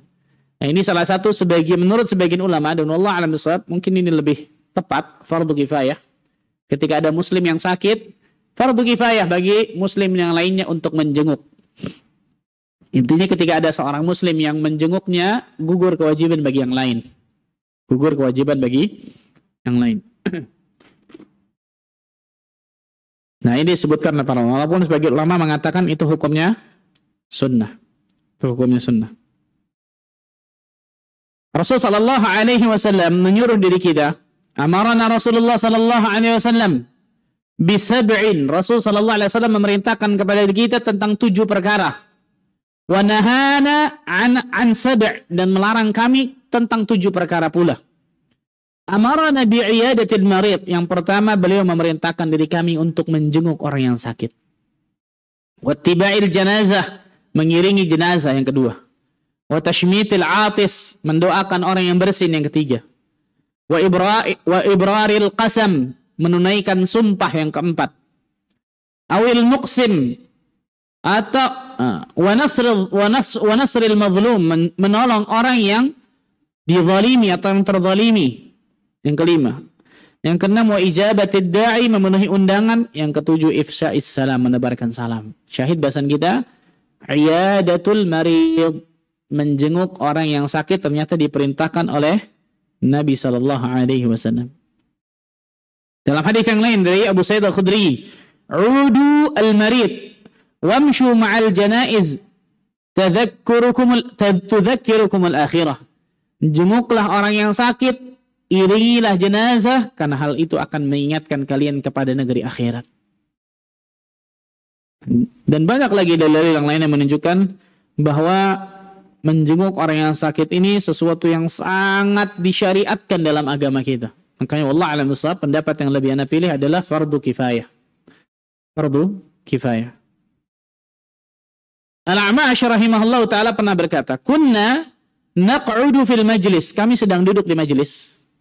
Fa idza faqadna ar-rajul 3 ayyam sa'alna anhu, jika kami kehilangan seseorang 3 hari tentang orang tersebut, maka kami bertanya tentangnya. Nah, ini istimewanya salat berjamaah nih, ikhwan. Istimewa salat berjamaah di masjid bagi laki-laki, istimewanya kajian ilmu seperti ini. Rasulullah sallallahu alaihi wasallam biasa tuh bertanya, di mana fulan? Di mana fulan? Di mana fulan? Di mana fulan? Itu salat berjamaah. Jadi bukan cuma salat, selesai salat pulang, selesai. Enggak. Banyak luar biasa manfaat dari salat berjamaah tersebut. Salah satunya itu ngelihat, mana si fulan nih, kok enggak ada nih. 3 hari enggak ada, sakit jangan-jangan. Ayo kita datang, ternyata sakit benar, kita jenguk, kan gitu. Nah, Al-A'mash mengatakan, kami duduk di majelis, kalau kami kehilangan seseorang 3 hari, maka kami bertanya tentangnya. Fa in kana maridan udnahu, jika dia sakit maka kami akan menjenguknya. Kami akan menjenguknya. Dahulu para salaf memandang besarnya pahala dalam menjenguk orang sakit ini luar biasa, subhanallah. Dalam sebuah hadis, Rasulullah sallallahu alaihi wasallam pernah bertanya, "Man asbaha minkumul yawm sha'iman?" Siapa di antara kalian yang hari ini berpuasa? Tapi ibu puasa hari ini? Puasa, Masya Allah, alhamdulillah. Qala Abu Bakar, ana. Abu Bakar mengatakan, saya Rasulullah, saya puasa. Ini puasa sunnah maksudnya. Qal, faman tabi'a minkumul yawm janazah. Siapa yang pagi ini, hari ini, sudah mengiringi jenazah? Tadi yang pertama apa? Puasa. Yang kedua, siapa yang hari ini sudah mengiringi jenazah? Abu Bakar mengatakan, ana ya Rasulullah, saya Rasulullah. Saya Rasulullah. Yang ketiga, faman at'ama minkumul yawm miskinan. Siapa yang hari ini sudah memberikan makan kepada orang miskin? Abu Bakar mengatakan, saya Rasulullah, ana Rasulullah. Tiga nih. Luar biasa, Masya Allah. Faman ada minkumul yawma maridan. Siapa yang hari ini sudah menjenguk orang sakit? Abu Bakar mengatakan, ana ya Rasulullah, saya Rasulullah. Istimewa nih. Faqala Rasul sallallahu alaihi wasallam, majtama'na fimri'in illa dakhalal jannah. Tidaklah ciri-ciri ini terkumpul pada seseorang kecuali orang tersebut akan masuk ke dalam surga. Istimewa nih, kawan. Allahu Akbar. Allahu Akbar. Luar biasa. Ini keutamaan yang luar biasa, salah satunya dalam menjenguk orang sakit. Ini orang sakit. Karena faedahnya luar biasa banyaknya. Faedahnya luar biasa banyak. Yang pertama jelas mendapatkan pahala luar biasa besar. Yang kedua mendapatkan doa malaikat. Berapa malaikat yang doakan? 70.000 malaikat yang doakan. Bayangkan. Perhatikan hadis ini. Dalam sebuah hadis yang sahih yang diriwayatkan Imam Ibnu Majah, Rasul sallallahu alaihi wasallam bersabda dari Ali bin Abi Thalib, "Man ata akhahul muslim aidan." Barang siapa yang mengunjungi saudaranya sama muslim, masya fi kharafatil jannah hatta yajlis, maka seakan-akan ia berjalan sambil memetik buah-buahan di surga sampai dia duduk. Bayangkan, seakan-akan dia berjalan di kebun surga sambil memetik di kebun surga tersebut buah-buahan sampai dia duduk. Fa idza jalasa ghamarathul rahmah, ketika dia duduk rahmat akan meliputi dirinya, luar biasa. Allahu Akbar. Fa in kana ghudwatan, apabila dia mengunjungi saudaranya tersebut di pagi hari, salla alaihi sab'una alfa malaki hatta yumsi, maka 70.000 malaikat akan mendoakannya sampai sore hari. Bayangkan. Wa in kana masa'an salla alaihi sab'una alfa malaki hatta yusbih. Kalau dia mengunjunginya sore hari, maka 70.000 malaikat akan mendoakannya sampai pagi hari. Allahu Akbar. Ini argo pahala nggak berhenti, luar biasa ketika orang menjenguk orang sakit, luar biasa. Allahu Akbar. Dalam hadis yang lain Rasul menyebutkan, man 'ada maridan, barang siapa yang menjenguk orang sakit, nada munadim minas sama', maka penyeru dari atas langit akan berkata kepadanya, tibta wa taba mamsyak, engkau telah berbuat baik dan berjalanmu pun baik, wa tabawwa'ta minal jannati manzilan, serta engkau telah memesan sebuah tempat di surga Allah Azza wa Jalla. Ajib, istimewa ikhwan. Hadis yang sahih lain yang diriwayatkan oleh Imam Muslim yang lainnya, man 'ada maridan lam yazal fi khirfatil jannah hatta yarji'. Barang siapa yang menjenguk saudaranya yang sakit, maka senantiasa ia berada di kebun surga dengan memetik buah-buah surga tersebut sampai dia pulang kembali. Dan keutamaan-keutamaan yang lain luar biasa dari menjenguk orang yang sakit. Pahala yang terus mengalir ketika kita menjenguk orang sakit ini. Allahu Akbar. Allahu Akbar. Nah, ini keistimewaan luar biasa ketika kita menjenguk orang-orang yang sakit. Bagaimana kalau yang sakit tersebut orang kafir? Boleh nggak kita jenguk? Hah? Boleh aja. Mana dalil yang boleh-boleh aja, Masya Allah. Hakul muslim alal muslim sittun. Hak seorang muslim kepada muslim lainnya ada 6. Disebutkan kafir nggak di situ? Berarti boleh nggak? Ah, berubah langsung, Masya Allah. Berubah bingung nih. Ulama khilaf tentang bolehkah kita menjenguk orang kafir. Tapi pendapat yang rajih dibolehkan insya Allah selama bukan kafir harbi. Selama bukan kafir yang memerangi Islam. Kafir harbi contohnya kafir Quraisy dan seterusnya memerangi Islam. Apalagi ketika kita menjenguknya, kita niatkan ini dakwah kepadanya. Semoga dengan ini dia bisa tertarik masuk ke dalam Islam. Nabi SAW pernah menjenguk seorang pemuda Yahudi yang dalam keadaan sakaratul maut. Nabi masuk ke rumahnya, kemudian mendakwahkan pemuda Yahudi tadi itu. Ya fulan, qul la ilaha illallah. Ya fulan, katakanlah la ilaha illallah. Pemuda ini kemudian lihat kepada ayahnya. Lihat ke ayahnya.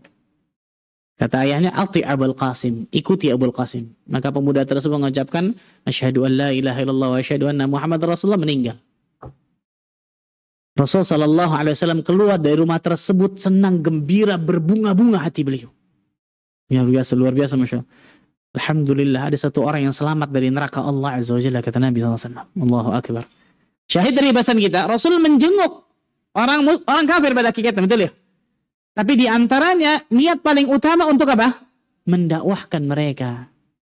Mendakwahkan mereka. Jadi masukkan dalam hati kita, misal tetangga kita orang kafir atau saudara kita mungkin, masukkan dalam hati kita, mudah-mudahan dengan apa yang saya lakukan ini bisa tertarik dirinya masuk ke dalam Islam. Menunjukkan ini akhlak Islam nih. Nah, ini dibolehkan kata para ulama, bahkan bisa sesuatu yang sangat luar biasa bagusnya. Tapi perhatikan, ada adab-adab menjenguk. Betul ya?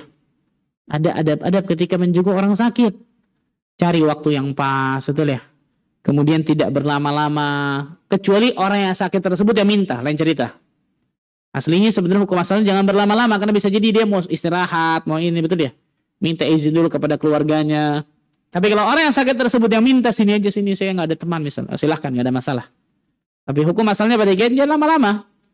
Ini piknik, betul ya? Ini orang sakit piknik, bawa makanan semua, masya Allah di depan. Orang sakitnya mau ngusir nggak enak, betul ya? Subhanallah, saya mau istirahat nggak bisa, subhanallah. Berarti kan? Kecuali saya katakan tadi ya Pak, orang sakit tersebut yang memintanya. Kemudian doakan, ini paling penting nih, la ba'sa tahuran insyaallah. Nggak apa-apa, labas, nggak apa-apa. Tahur insya Allah. Semoga Allah hapuskan dosa-dosamu, bersihkan dosa-dosamu. Kemudian doa yang lain. Apa doanya? Syafaqallah. Allah yashfika syifaan ajilan. Semoga Allah berikan kesembuhan dengan kesembuhan yang cepat. Adhibil ba'sa ishfi anta syafi la shifa illa shifa'u shifa'an la yughadir saqama. Wah, panjang banget Pak Ustaz, nggak hafal tuh. Hafalin. Ini juga orang sakit, subhanallah nggak hafal doanya gimana sih? Syafaqallah aja Ustaz. Iya sama semua juga, ini juga sama. Betul ya?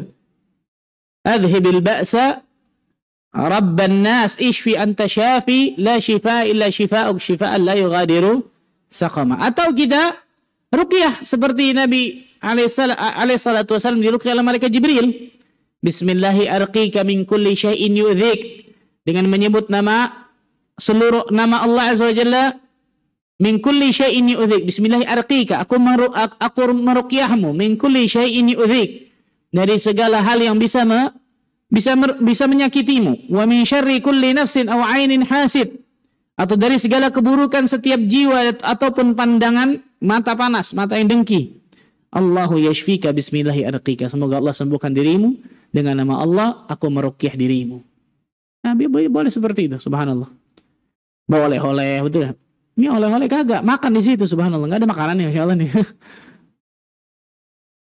Dan seterusnya dari menjenguk orang sakit tersebut. Kemudian ucapan yang enak-enak, betul ya? Oh ini kalau kemarin begini tetangga saya ini mati nih, subhanallah. La ilaha illallah Muhammad Rasulullah. Ucapin yang bagus-bagus, berikan harapan yang sehat kepadanya. Kayaknya enggak sehat, insya Allah sehat. Pikirannya harus positif gitu. Berikan apa?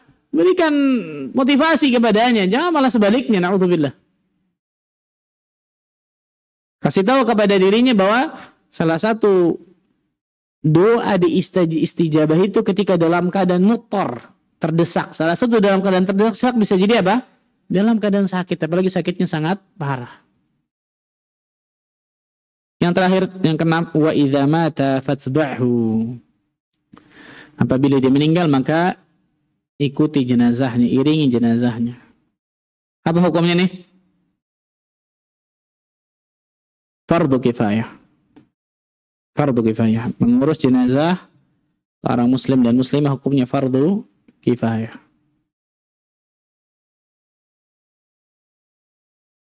Nabi SAW bersabda, "Man syahidal janazah hatta yusalliya falahu qirat." Barang siapa yang menghadiri jenazah sampai dia solatkan. Jadi dia datang untuk mensolatkan. Maka dia akan mendapatkan pahala 1 qirat. Pahala 1 qirat.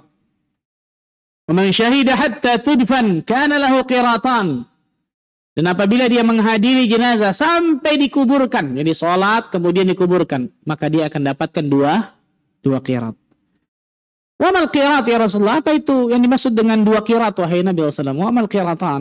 Rasul menyebutkan mithlul jabalainil azimain, seperti 2 gunung yang besar.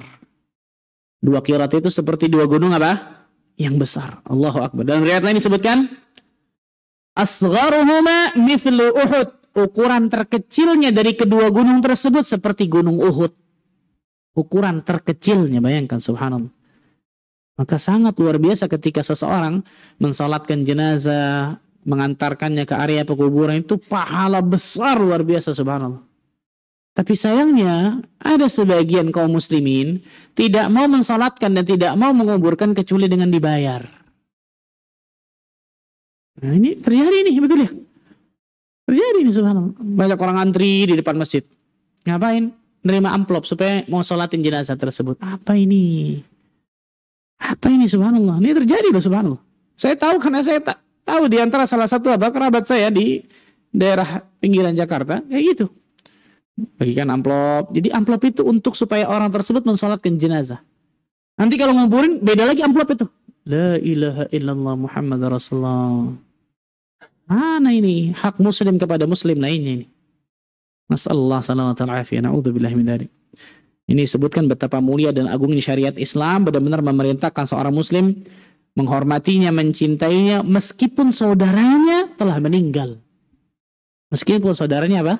Telah meninggal.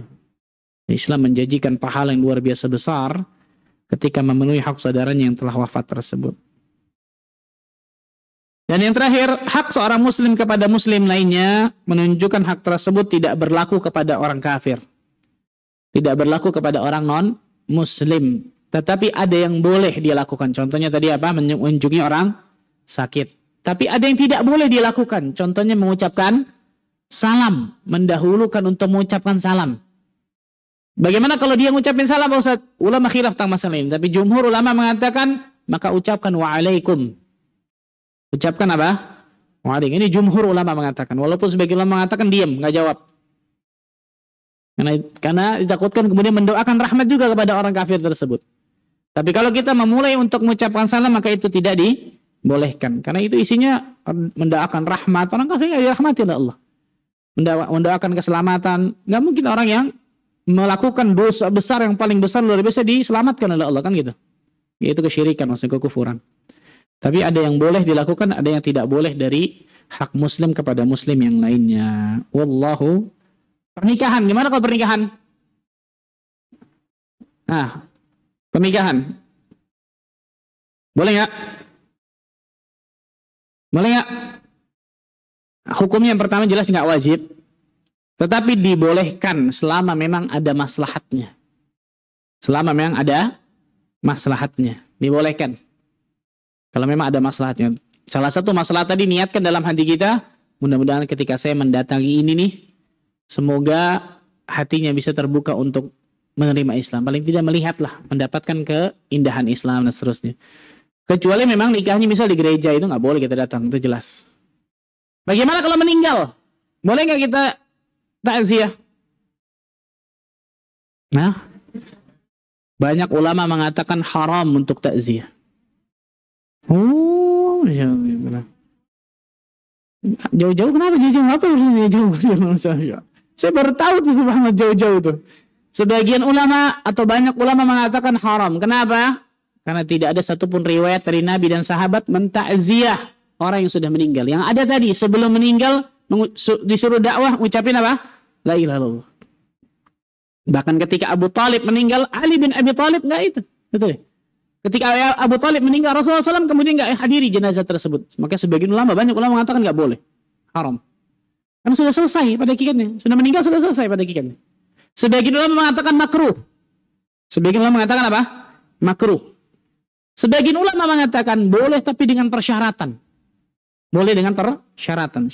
Salah satu syaratnya kita yakin bahwa kita datang ke orang yang meninggal tersebut, orang kafir yang meninggal tersebut, tidak menjadikan dirinya seakan-akan dihargai atau dihormati besar oleh kita. Jadi kita meyakini ketika datangnya kita kepada dirinya, itu tidak menjadikan seakan-akan dia ditinggikan, kita kemudian merendahkan. Kebanyakan insya Allah enggak. Yang kedua di antara syaratnya, jangan ada sesuatu kemungkaran dalam situ. Misal, kan banyak orang kafir ketika meninggal ada acara-acara tertentu, betul ya? Nah seterusnya, ini jangan pada acara tersebutnya, nggak boleh. Karena itu acara keagamaan mereka, nggak boleh, subhanallah. Mungkin apa? Mengucapkan apa? Macam-macam ucapkan. Bisa turut bela sungkawa, seterusnya. Intinya jangan mendoakan agar Allah ampuni atau agar Allah berikan rahmat. Bisa dengan inna lillahi wa inna ilaihi raji'un, mengucapkan WA, betul ya? Atau bisa ketemu papasan di jalan, dan seterusnya. Atau hanya sebentar datang langsung jalan, dan seterusnya. Jadi ada persyaratan ketat tentang masalah tersebut, bukan dibuka selebar-lebarnya. Bukan dibuka selebar, karena orang yang sudah meninggal tersebut, pada hakikatnya sudah nggak bisa didakwahi. Nggak bisa didakwahi dan seterusnya. Tapi wallah alam bisawab, pendapat yang wallah alam bisawab, pendapat yang insya Allah lebih kuat, boleh tapi dengan persyaratan yang ketat tadi. Persyaratan yang ketat. Wallahu ta'ala a'lamu bissawab. Wah panjang hari ini kita Masya Allah ini. Taruh satu hadis Masya Allah. Silakan ada 6 menit buat tanya jawab. Fadhal, bentar Bu. Waalaikumsalam warahmatullahi wabarakatuh.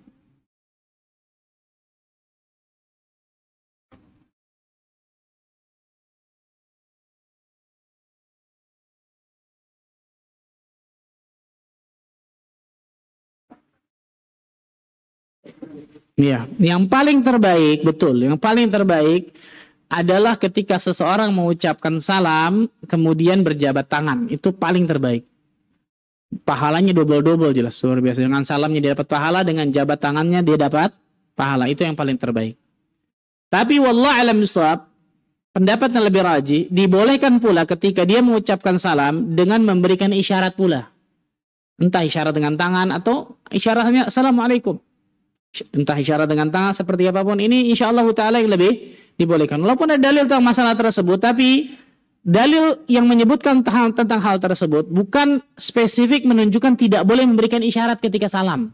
Jadi zaman terdahulu itu ketika orang non-muslim, orang kafir memberi ucapan tahniah atau baru datang dan seterusnya, itu biasa pakai isyarat. Oi, gitu, apa-apa gitu ya. Ini jangan, yang paling terbaik adalah sambil mengucapkan salam. Sambil mengucapkan apa? Salam. Maka kalau itu isyarat, maka wallah alam bisawab, maka sebagian ulama masih membolehkan masalah tersebut. Yang tidak boleh hanya isyarat saja tanpa salam. Hanya isyarat saja tanpa salam. Ini banyak ulama yang tidak membolehkan masalah tersebut. Nanti insya Allah ta'ala kita akan bahas masalah salam. Silakan. Wah, 3 banyak banget, Masya Allah. 1 aja Bu. Apabila kita bertemu orang mengucapkan salam, ya. Di pasar itu banyak beragam orang ya.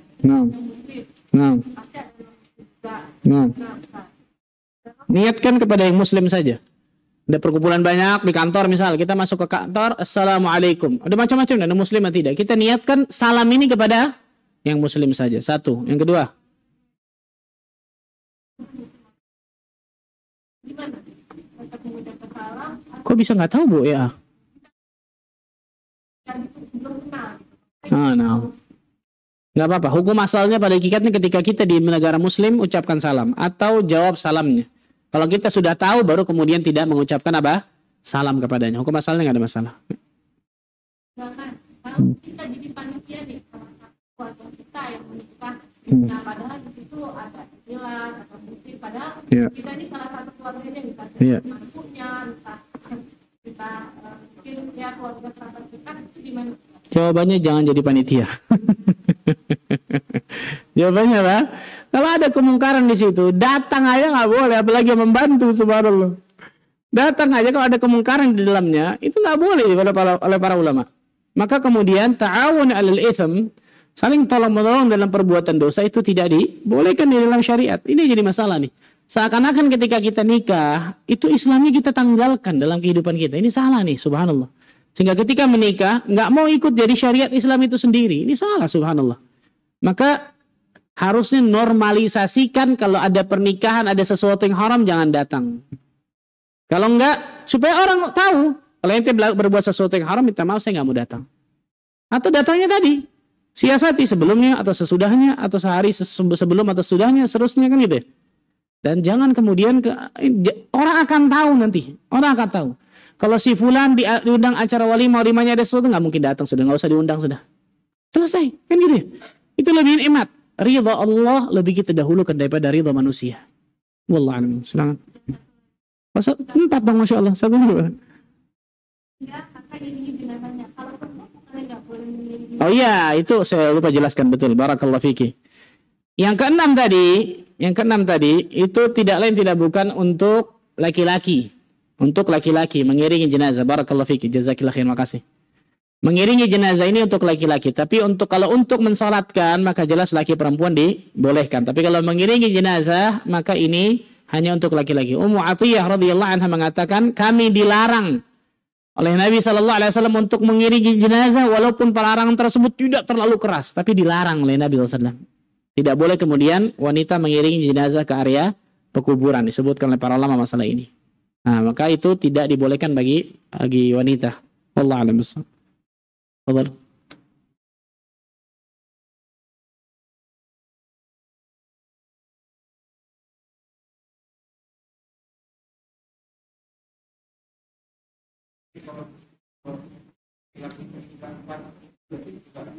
Beda, bukan itu ceritanya.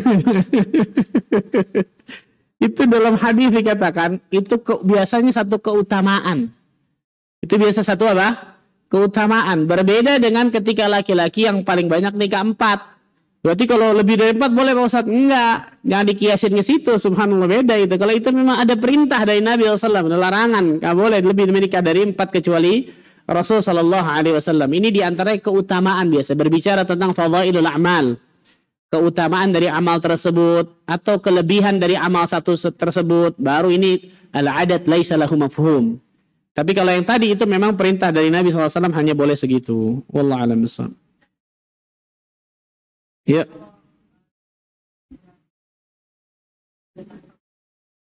Ya.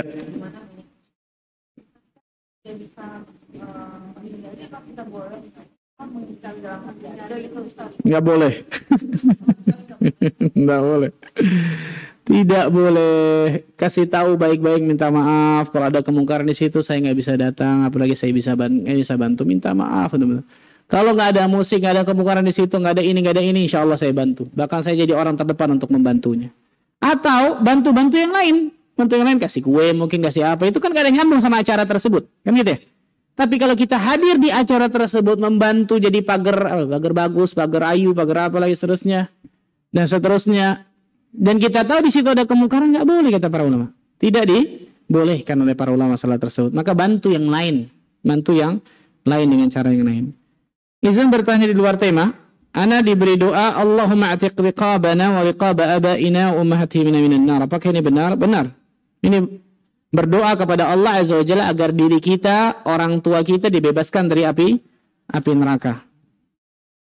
Setahu saya di Ramadan dibaca Allahumma innaka afun. Ini pun benar. Kalau ini jelas. Kalau ini apa? Kalau ini jelas.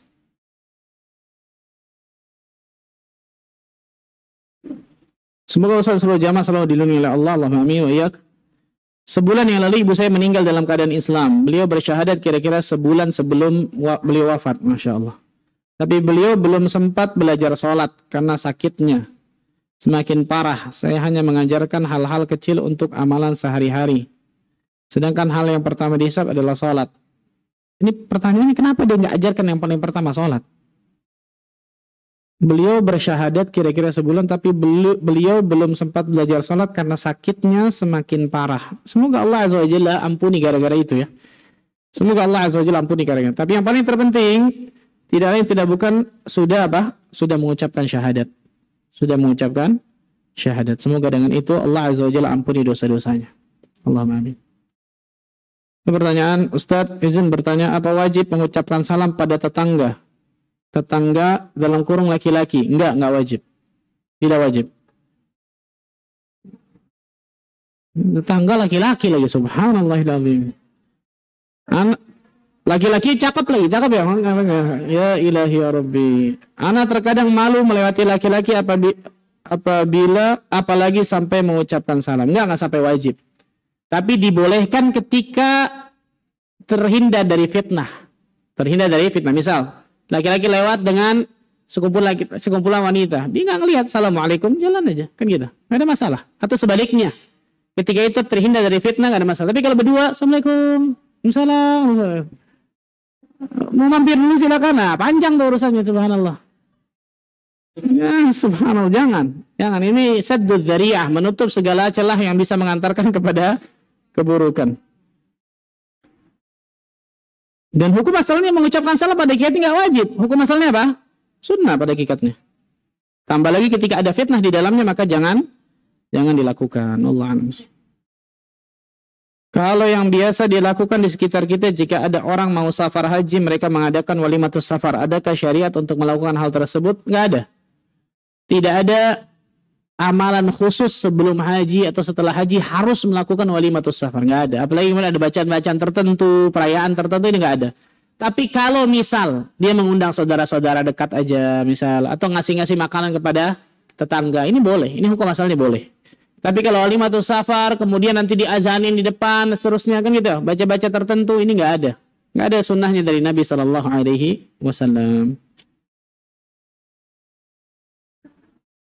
Ya, silakan. Assalamualaikum warahmatullahi wabarakatuh. Iya, betul, nggak usah jawab.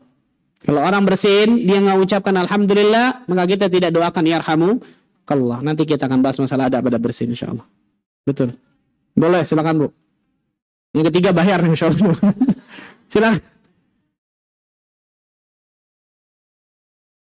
Ya. Kalau itu bukan mahram, jangan. Kalau itu bukan mahram, kasih isyarat saja, entah begini atau seperti apa, kan itu. Kalau diambil juga jangan begitu. Kalau itu bukan mahram, jangan. Kalau itu bukan mahram, jangan. Jangan kemudian kita terbiasa kemudian, kan ini subhanallah biasa nih. Yang bukan mahram kemudian karena sudah biasa mungkin di negeri kita salim, betul ya, salim seterusnya pada orang yang lebih tua. Kalau itu bukan mahram, jangan. Kalau itu yang bukan mahram apa? Jangan. Walaupun itu nenek-nenek sekalipun, dari pendapat yang lebih rajih. Walaupun lama khilaf tentang kalau itu. Kalau orang sudah tua, renta, nenek-nenek gimana Pak Ustaz? Yang lebih aman dan lebih lepas dari khilaf ulama, lebih baik jangan juga. Lebih baik jangan juga. Itu yang lebih aman. Mau dilapisin apapun nggak boleh, insyaallah. Sama nggak boleh.